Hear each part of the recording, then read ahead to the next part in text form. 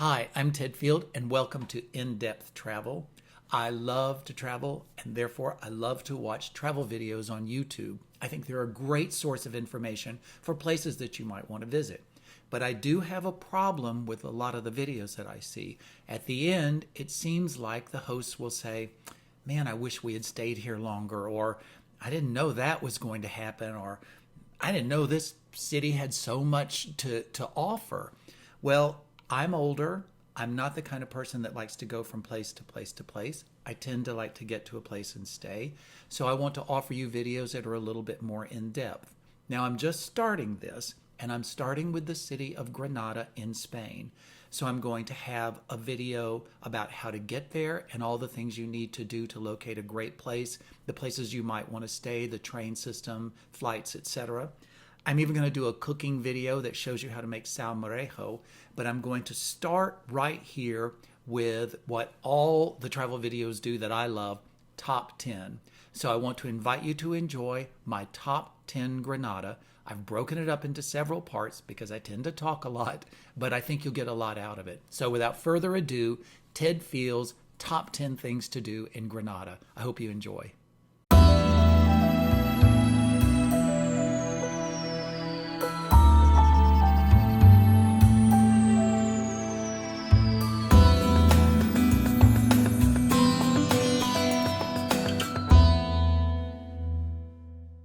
Number 10 on my top 10 sites for Granada, Spain are the Moorish Baths or Benuelo. They're located just off the Carrera del Darro at the base of the Albaicin Hill. They were constructed in the 11th century and they predate the Nazareth Palace in the Alhambra by roughly 200 years. Now you can easily walk right by the unassuming entrance. I did a couple of times, so be on the lookout. The baths, along with 3 other Moorish sites, are included on the same ticket, and all of them are free on Sundays. But be sure and take your passport. I was turned away on my first attempt to visit because I did not have the proper ID. After buying your ticket in the entrance hall, you're going to enter an open space with a square pond right in the center. This is the relaxation room. Although open air now, this room was once covered with a wooden dome. Here you got into the right mindset to begin the process of purification at the bath. Think of it as a space for quiet meditation. Once calm, you would proceed to the vestibule or changing room. Imagine the walls lined with shelves and cubby holes. Attendants were there to take care of you and your belongings. Although the baths are similar in layout to their Roman antecedents, Islamic baths had a more ceremonial purpose. First, the cold room, or what the Romans would call the frigidarium. This room, like the matching hot room to come, is long and narrow with double horseshoe arches at either end. Unlike Roman baths, the bathers here did not immerse themselves in water, but had cold water poured over them. As they moved through each subsequent room, sweating was induced, thus purifying the body. Next, the warm room or tepidarium. This is the heart of the baths, and it's the largest room in the complex. It's balanced on either side by the matching cold and hot rooms. The open central area is bounded by columns on 3 sides. Underneath these aisles, formed by the columns, there would be beds where the bathers could be scrubbed and massaged. Take notice of the capitals of the columns. Many were gathered and reused from earlier Roman or Visigothic monuments. The large dome is pierced with beautiful star-shaped and octagonal skylights, not only lighting the room, but allowing the steam to escape. The last room in the complex is the hot room or caldarium. Similar to the cold room, it's a long hallway with arches on either end. However, right next to the hot room is the boiler room or furnace. The heat from the furnace would warm the floors of the hot room, as well as forcing steam through pipes on the walls. Small opening in the pipes allowed steam to escape into the chamber. It was here that the purification process was complete. Bathers were rinsed in the adjacent hot pools and allowed to return to the vestibule to get dressed. Let me just add a few words about the baths. Normally, when I walk around a city, I don't take my passport. I may take some cash and maybe a credit card, but I don't always take my passport. You did need a passport to come to this site, and you will need it for the Alhambra. So when you're headed out those days and you know you might want to visit these places, please take them with you. I provided you a map because, frankly, when you're in it, it's hard to sort of sense the layout. And it actually helped me when I got back to see the map, how it was it was very much a progression through the bathhouse. Also, this visit takes about 15 or 20 minutes. There weren't many people in there, and you see that in the shots I took, I don't think I had anybody in the shots. Now, we weren't alone, but it wasn't a very visited site, but I think it's very worthwhile to get an idea of what these baths look like. Number 9, Realejo. The Realejo quarter is one of the oldest and most traditional in Granada. This is the old Jewish neighborhood of Muslim Granada, and it stretches down the southern side of the Alhambra hill. Although it lacks the beautiful views of the Alhambra like the Albaicin, which I'll talk about later, it makes up for it with charming squares, delicious tapas bars, and beautiful churches. When visiting Realejo, make sure you take a good pair of walking shoes. Some of the streets are quite steep and the steps are not regular, so for older visitors like me, take care and watch your footing. A great point of entry into Realejo is from the city center at the statue dedicated to Isabella and Columbus. This statue has had a pretty interesting history. It was to commemorate the 400th anniversary of Columbus meeting with Isabella in 1492.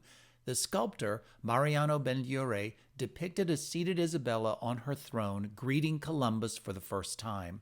It was due to be unveiled on the 12th of October, 1892, but the ceremony was canceled when the Queen of Spain refused to travel to Granada to inaugurate the sculpture. Fires and riots broke out, delaying the dedication until the 2nd of November. In 1962, it was relocated from the Paseo del Salón to its present location, not far from the burial place of Isabella at the Royal Chapel.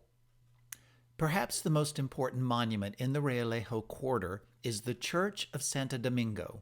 It was begun in 1512, and the facade shows the coats of arms of the first king and queen of United Spain, Ferdinand and Isabella, flanking that of Emperor Charles V, the Habsburg ruler of a combined Spain and Austria.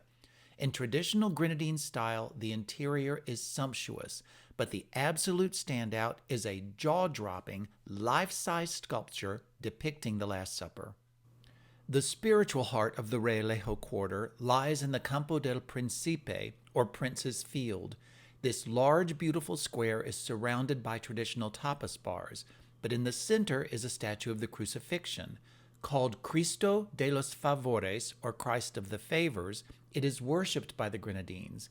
They have gathered here every year since 1682 on Good Friday. At 3 o'clock in the afternoon, they recite the last 7 expressions of Jesus Christ on the cross and ask him for 3 favors. It is one of the most picturesque places in all of Granada. From Campo del Príncipe, the streets get steeper and steeper as they near the Placeta del Sol. In Moorish times, a gate stood guard over the Realejo below. This gate separated the Alhambra district from the Jewish quarter. In the middle of this small square stands the last remaining laundry from Moorish Granada. Such structures used to dot the city. You can still see the ridges in the stone that were used to help clean the clothes. Back then, the toil was unbelievably hard, but today we can enjoy the spectacular views. The Realejo is one of the most diverse and surprising regions in Granada.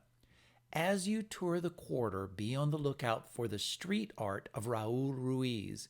This is not graffiti, but the work of a sensitive and talented artist. His art poses questions. It challenges us. I came across one of his pieces as I was returning to the city center. The words on this perceptive piece state, "Quien nos salvará de nosotros mismos," which translates as, "Who will save us from ourselves?" I can't emphasize visiting the Realejo enough. It's got probably the most traditional tapas bars in all of Granada. But just walking up the side of the Alhambra hill and looking out over to the vast field was unbelievable. If you can make it up to Placeta del Sol, you won't be sorry. But I said in the video, wear good shoes. Please wear good shoes. And like I said again, if you're old like me, hold on to the handrails. Those steps are tricky and I don't want to hear about any accidents. Number 8, the Cartuja Monastery. The Cartuja, or Carthusian Monastery, is located just to the north of Granada, about half a mile outside the Elvira Gate. I decided to walk it, and this map shows you the route I took from where I was staying. Make note of the Calle Elvira. It's lined with incredible Moroccan restaurants. Please make a point of visiting this area for a delicious North African meal. The Calle Elvira ends at the Puerta de Elvira, or Elvira Gate. The main arch is all that's left of a once fortified gate which led into the city. Built in the 9th century, it was once a part of the extensive network of walls that protected Granada from outside invasion. The monastery has a gate of its own that is decidedly Spanish. The style is called plateresque, meaning in the manner of a silversmith. Its hallmark is a delicate relief work in the form of flowers, garlands, and even fantastical creatures. The exterior of the monastery, although stately, reveals no clue as to what is inside. 2 grand staircases lead up to the front door, but before you go into the church, off to the right is a small cloister. This lovely garden is all that's left of what was once a sprawling monastery. Wars and the French invasion have destroyed much of the monks' living space. In fact, the complex is no longer a working monastery, but belongs to the community of Granada. Before we go into the church, let me give you a few bits of information about the Carthusian Monastery order. It's based upon the life of Saint Bruno. He was born in Cologne in 1027, and all of the trappings of the church held no interest for him. Instead, he believed that one should separate themselves from life's diversions and live in solitude and extreme austerity. This means minimal sustenance, little conversation, and outside of chants, no music. The Catholic Church gave him a small hermitage outside of Grenoble where he took 6 companions. The site was near the Chartreuse Valley, from which the order gets its name. The order is represented by 7 stars, 1 for Bruno and each of his companions. The tour begins in the monks' refectory or dining hall. Refectories, from the Latin word to remake or restore, traditionally have a painting of the Last Supper at one end, and this room follows suit. However, in this painting there is one big difference. Here, Christ is shown with a plate of fish instead of the traditional lamb. This was because the Carthusian monks were not allowed to eat meat. After you leave the refectory, buckle your seatbelt. You're about to enter the church. Dating from around 1662, this Baroque interior is an explosion of color and texture. It is divided into 3 well-defined sections. The first, from the door to the gate, was for the faithful. The second section, up to the screen, was for the lay brothers. Just beyond the beautiful screen was the third, or monks section.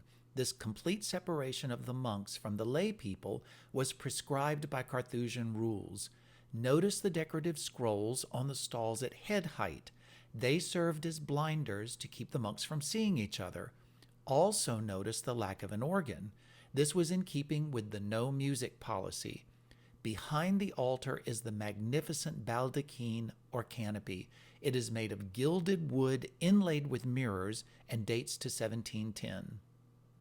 But wait, there's more.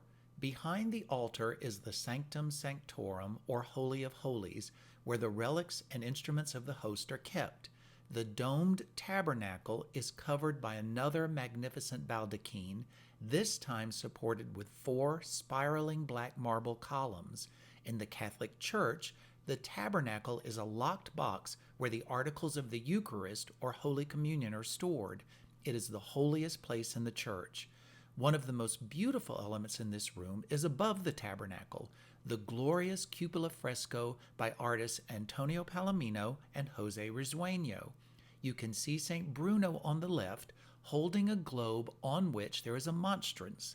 In the Catholic Church, a monstrance is a transparent receptacle in which the consecrated host is exposed for all to see and venerate.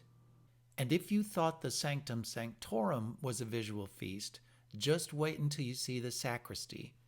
A sacristy is a room where the priests prepare for service. In this room are kept the vestments and all of the instruments used during worship. The sacristy almost defies description. This room shows layer upon layer of stucco molding piled on top of one another. Had all this been colorfully painted, it would have been too much, but because it's white, it looks as light and frothy as whipped cream. I have to mention the artist of this incredible work. Luis Cabello is responsible for the intricate stucco work.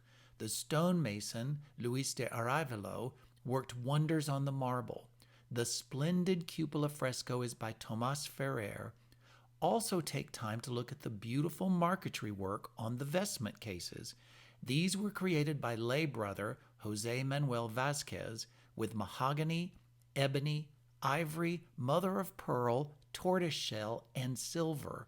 It took him 34 years to complete, and even though they were finished in 1764, they look as if they were made yesterday. Later on, I'll be talking about the Alhambra. When I do, I want you to remember this room. It was clearly influenced by the layers of decoration covering the walls of that building. Okay, wasn't that pretty amazing? The Cartuja Monastery is just about a mile outside of city center, so a lot of people don't go out there. Please make the effort. I walked. Unlike most of Granada, this is a relatively flat walk, so it's pretty easy to make. You absolutely can't miss the inside of the church, the Sanctum Sanctorum, and the sacristy. Well, as you saw, they're incredible. So please make the effort to get out there.